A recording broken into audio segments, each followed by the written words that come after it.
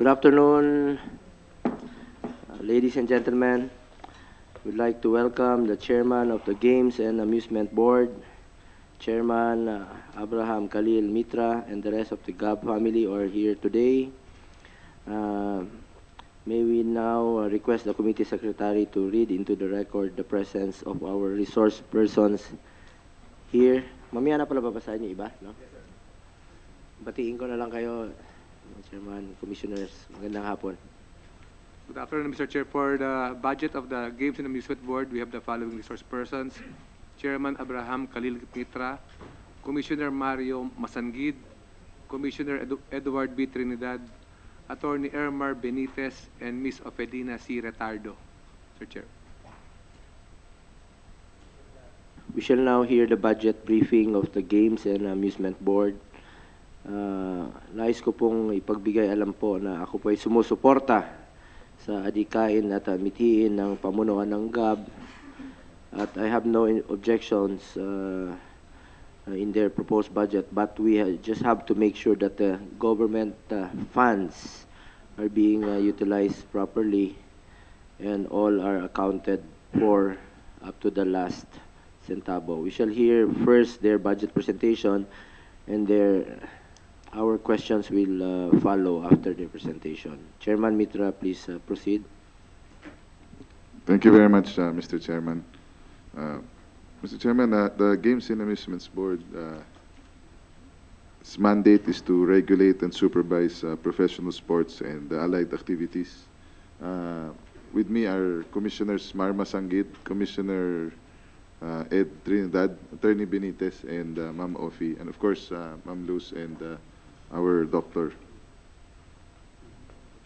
The mandate is to regulate and supervise professional sports and allied activities to combat and prevent the existence and proliferation of illegal bookie joints and other forms of organized illegal gambling connected with all play for pay sports and amusement games. Under us are the professional sports, namely professional basketball, golf, cycling, billiards, dance sport, football. Football recently just turned professional. Esports, motocross, triathlon, three-point shootout. Nag-professional na rin po, pati jet ski. Bago lang po ito. Football, jet ski, three-point, triathlon, at saka esports. All the others medyo traditional. Malaki po yung esports at lumalaki din. Contact sports, boxing, mixed martial arts, at saka bago din po yung Muay Thai. Dati po walang professional Muay Thai, ngayon po meron na during the time of the President. Yung cockfighting po, high alay, except local cockfighting ay nasa GAB, and then the betting aspect of horse racing.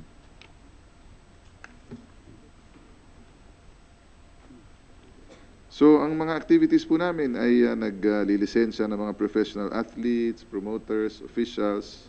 We also issue game permits and supervise matches, rules, adjudicate cases, collect government share, protect welfare and safety of unarmed combatants, and issue licenses to cockfighting promoters. Issue permits, supervise international matches for cockfighting, regulate other aspects of cockfighting not devolved to the local government code. As mentioned earlier, yung sa horse racing na rin po, tsaka yung distribution ng wager funds. So meron pong anti-illegal gambling unit na na-create noong 1992. However, wala po kasing naka-detail sa amin na PNP personnel, kaya hindi po ganun kadami ang achievements ng PNP. The presentation is being readied, but in the meantime, we'll just continue. Mr. Chairman, we have a budget of, for total budget of 140 million. 80 million of which is for personal services, maintenance and other operating expenses, 54, and then capital outlay is 6 million. So personal services, 78.5. No, 79, no? Yan. Meron pong mga terminal fee, terminal leave benefits, ICT equipment na required para dun sa medium-term information and communications technology harmonization initiative. Tapos hazard pay for 7 public health workers. Loyalty award, recurring, motor vehicles, boxing belts, 5 units of portable electrogram machines, recurring MOE. So if you look at the budget, Mr. Chairman, 57% is for personal services, 39% is for MOE, and only 4% for capital outlay. Meron din pong report ng income, pero we'll just submit it to the committee para mapabilis po. Including 3% share on TV rights and ticket sales. Doon sa PBA po, meron pong 3% yung gobyernong share doon sa bayad saka PBA ng TV5 at saka ng... Saan po napupunta itong Diretso po sa National Treasury. treasury? Diretso. And then also 3% of gross ticket sales. Lahat po na nagbabayad sa pinto, 3%. Pati sa mga boxing. Wala po kasing ticket sales sa boxing. Libre po. Libre. What do you mean? Yung, for example, merong mag-host ng boxing fight dito sa Pilipinas, sa isang hotel. Meron bang... Normally po libre na po. What do you mean na libre po? Wala pong tickets na... wala pong... May lisensya, pero yung ticket sales, wala pong... Commissioner Masanggid, yung High Alay, kumusta? Meron pa bang... Wala pa. Under ba sa inyo yung High Alay? Under, pero Pero wala pong high alay. Wala nang High Alay ngayon? Walang illegal na High Alay? Wala po. Wala na. Anyway, with the proliferation of the international online sports gambling websites, can Gab share with us in this committee its plans and programs as regards to regulating online sports betting? Does Gab have sufficient infrastructure to regulate these types of sports betting activities? Thank you, Mr. Chairman. The online sports betting permits are issued by PAGCOR, not by GAP. And they themselves, they also regulate that. So online betting is for PAGCOR, except on horse racing, wherein GAB takes care of the betting side and the issuance of permits for off-track betting stations. In June of this year, there were news reports that the COA, the Commission on Audit, ordered GAB to stop providing certain benefits to officials and employees after the agency provided nearly 3 million worth of incentives, allegedly without legal basis. Can you explain before this committee why the COA flagged these incentives? Did the COA issue recommendations based on these findings? If so, has GAB been able to comply with these COA recommendations? Thank you, Mr. Chairman. Mr. Chairman, the almost 3 million pesos was given in compliance with the CNA, comprehensive collective negotiation agreement with the newly organized employees association. It was only during the time of President Duterte wherein there's an employees association that was organized by GAB and that by the employees, no? And because of that, the CNI was given, the incentive was given. However, in reply to your question, Mr. Chairman, GAB has fully complied with all the COA rulings, and at present, it is being refunded by all the employees. Thank you. Sa inyo, sa dalawang mga taga Davao to may tanong lang ako kay Commissioner Edward Trinidad at kay Commissioner Mario Masanggid. And I hope maalala nyo itong tanong ko. Hindi ko lang alam kung recorded nyo lahat. Sino mas maraming attendance sa inyo sa PBA? Sige sa inyong dalawa. Attendance. Sino mas parating nanonood sa inyo? Kasi parating ko kayo nakikita sa TV, sa PBA. Sino mas maraming attendance sa inyo sa PBA? Mr. Chair, sa attendance, probably ako, but sa exposure sa TV, probably siya. Parati kong nakikita kayo dalawa sa PBA. Kakutsaba nyo ba yung cameraman doon? Kasi nagtago kasi siya eh. Ako niya kung nagtago talaga. May tinatago. Sabi niya sa akin, may tinatago ka raw parati, kaya hindi ka nagpapakita sa TV. Mr. Chair, paminsan-minsan lang.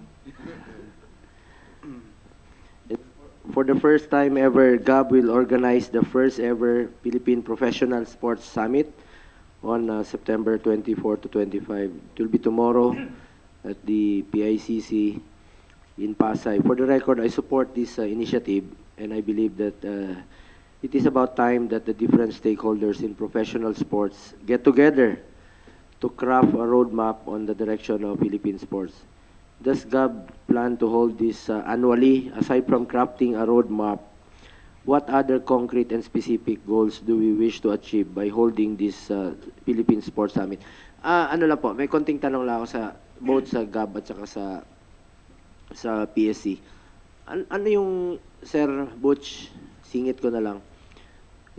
Gusto ko lang malaman, ano yung pinagkaiba ng GAB sa PSC? Sa professional yung kanila. And then, for the consumption of the public lang po, kindly.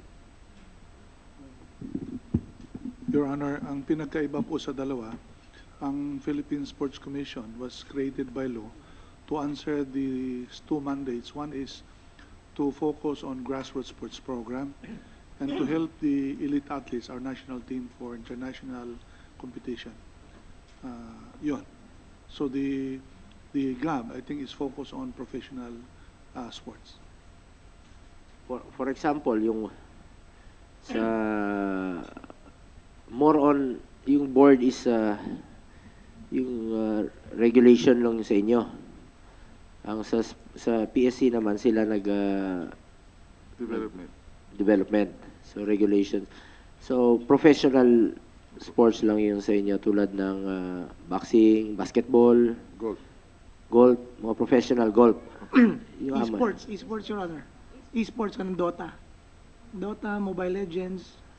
Well, Mr. Chairman, in consultation with Chairman Butch, anything or any athlete or sports that is receiving compensation but is not playing for the flag is professional.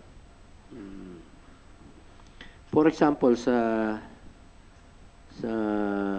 UAAP, di ba pag sa professional sa boxing, sa basketball, pag may nagsuntukan, dadalhin sa inyo yung demanda, di ba? Sa GAB. Pag Amin po. UAAP, Your Honor, is NCAA. under... I mean, It's an di ba amateur. pag sa professional PBA, may Opo. magsuntukan, sa inyo dadalhin, di ba? Pag sa UAAP, sa inyo. So amateur at saka sa professional yung pinagkaiba pala nila. Your Honor, ang definition namin ng professional, first, you're receiving salary.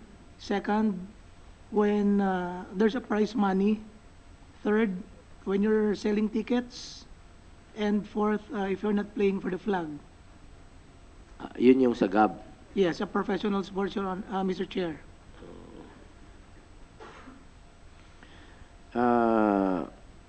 There are already a number of professional sports under GAB's jurisdiction, such as professional basketball, golf, billiards, boxing, mixed martial arts, and Muay Thai. However, there are new emerging sports such as esports, which incidentally will also be sporting event in the 2019 SEA Games.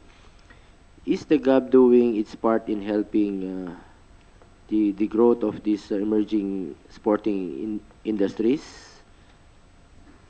Mr. Chairman, GAB is not a promotional agency. It is a regulatory agency. Yes, GAB has embraced Commissioner Ed Trinidad is the commissioner in charge in esports, and they have approached us and We have been regulating them since the start.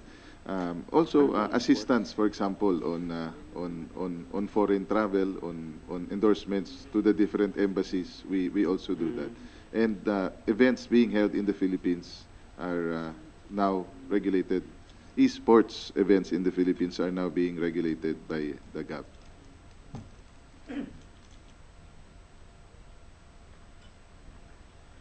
Yung sa about itong campaign against illegal gambling, ano yung participation nyo rito? At anong ginagawa ng GAB tungkol dito? Opo. Nung nakaraan po, past administration, meron pong mga police na naka-detail sa GAB at mabilis nakaka-aksyon. Ngunit parang towards the later part of the last administration, medyo na parang ni-recall yung mga police, no? And then when we assumed office, we immediately wrote Chief PNP, now Senator De La Rosa, and the operations head at that time said that it is within the mandate of the PNP. Therefore, we were not given. But we have there's the illegal gambling unit under Administrative Order 222 should be composed by detailed personnel of the PNP, NBI, the PRC, PCSO, other agencies, and other law enforcement agencies. So, sa ngayon po, we are coordinating with the PNP and with the NBI. So, meron pong parang 22 po ang na-aresto at nakasuhan. Ano yung mga usual na mga illegal gambling na talaga? Bukis po ng karera ng kabayo. Paano po yung bukis? Bali, meron pong off-track betting station. Somewhere in the area, meron pong So, nagpapataya. iba rin yung legal na Opo, yung legal. Yung legal po tayo po, ang GAB po ang nag-i-issue ng off-track betting station. Sinong nagpapatakbo ng legal? Yun po ang mga horse track racing clubs po, Manila. Metro Pero Manila, maraming illegal na well, may mga nag-ooperate po at hinuhuli din po ng police at ng NBI. Kasama po yung GAB. Wala kasi po kaming wala kaming police power, kaya kailangan namin ng police. Kaya minsan lang, pag nag-coordinate, minsan pagpunta ron, wala na. bukis yun. Opo.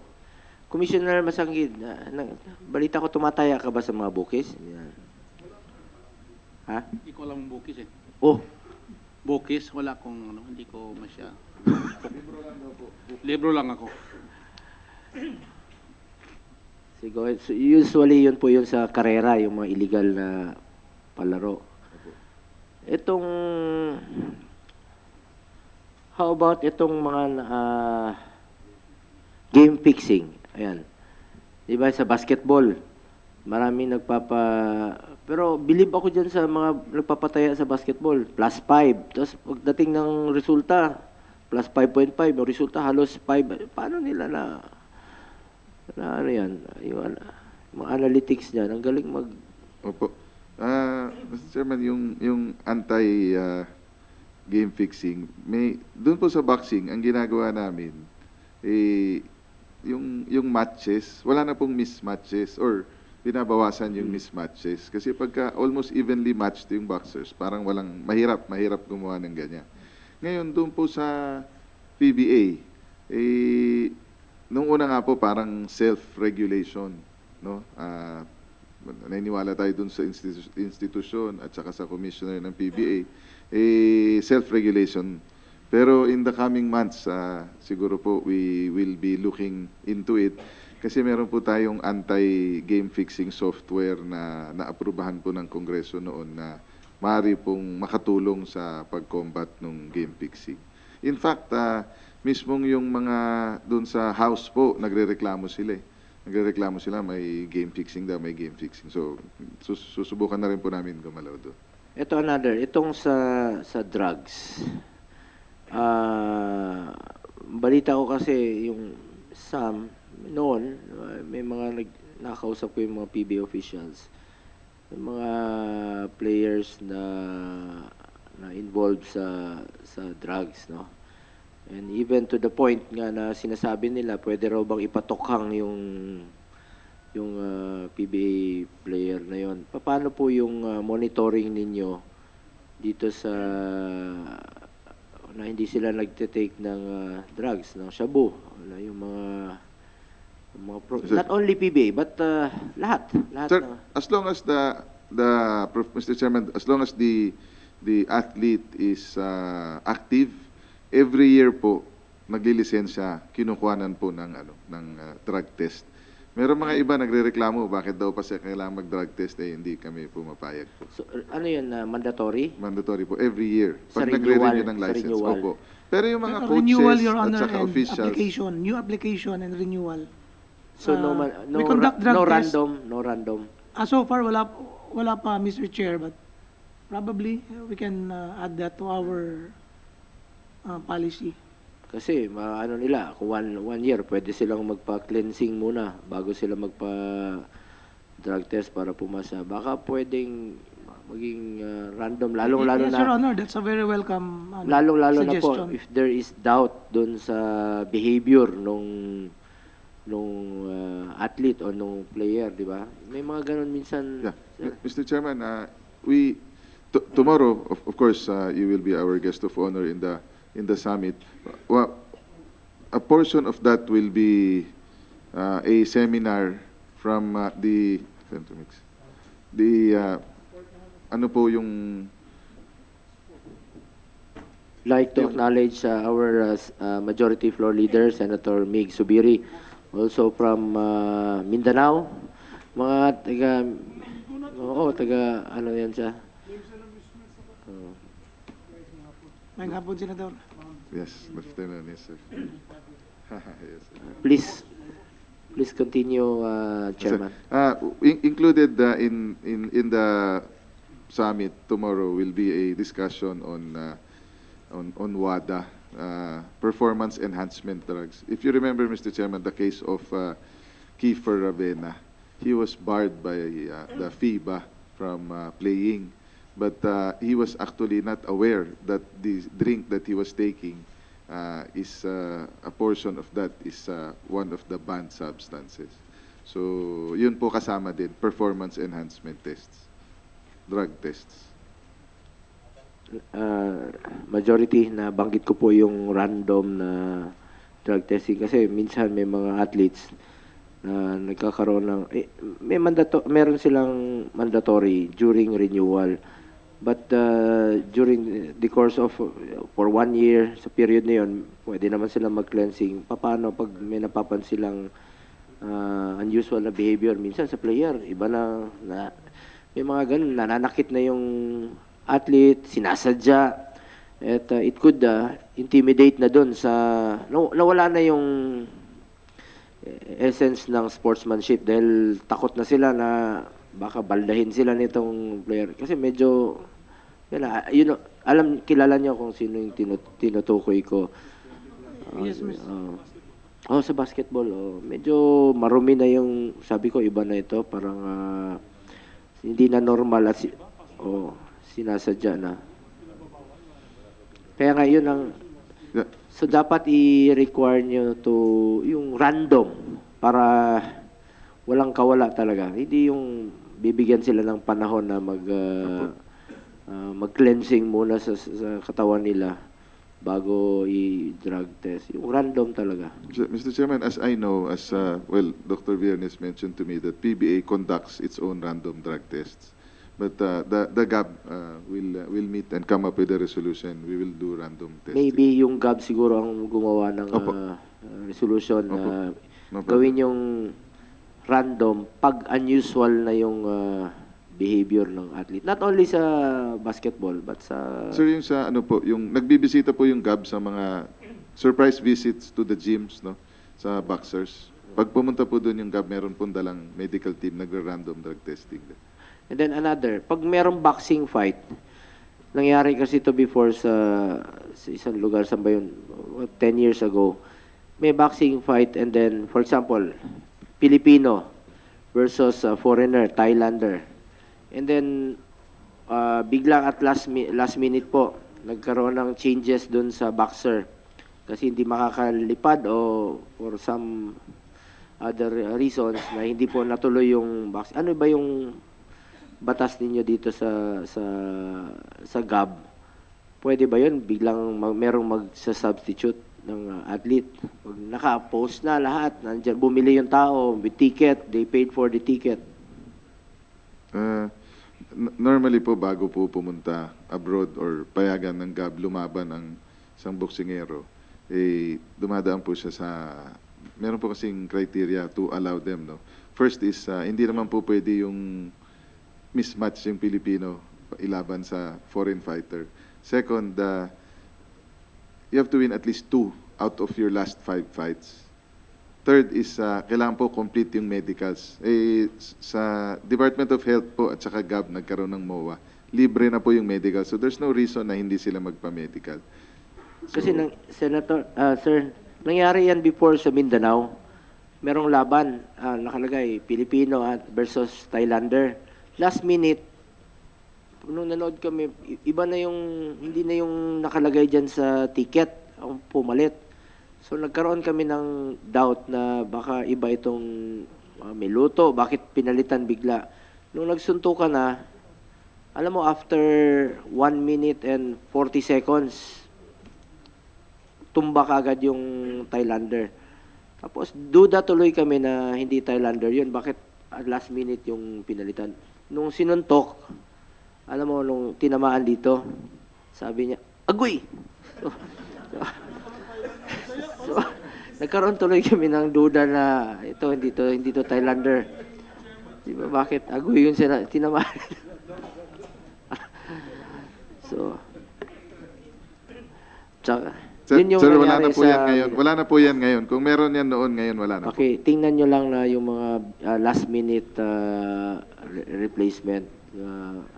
Check nyo mabuti, baka, hindi. Meron pong Kasi unfair naman po sa Betting paying public na biglang, actually po, meron po kaming may MOA kami sa Japan Boxing Commission, JBC, na lahat ng Japanese fighters na lalaban dito, kailangan may sulat sila sa amin. Lahat ng Filipino fighters na lalaban doon, may sulat sila sa GAB. So parang reciprocal ba? Para siguradong talagang Japanese yun or Filipino yun at saka well-matched po. At saka na fit to fight. especially yung last minute substitution po. Anyway, before we, are you done with your presentation? Yes, Mr. Chairman. Meager budget, konting lang po. Maliit lang pong ahensya, maliit na budget. Kaya salamat po at inunan nyo kami. Before we approve, you can ask po Senator Subiri if you have some questions.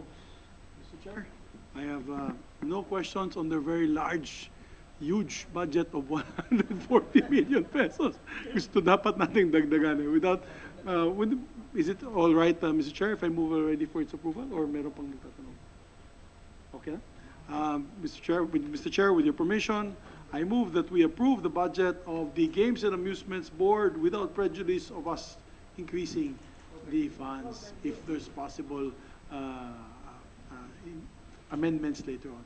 Yun lang po, Mr. Chairman. I know Chairman Baham for a long, long time. We've been together even in the 12th Congress and kumpare ko po siya sa anak niya. So, very close. Move for its approval. Thank you very much. With no other senators wishing to ask questions, the budget of the Games and Amusement Board is hereby approved on the committee level and is deemed submitted to the plenary. Taking into consideration the discussions today, this hearing is hereby suspended. Thank you very Maraming much, Mr. salamat Chair. po. Wala pa. Next one.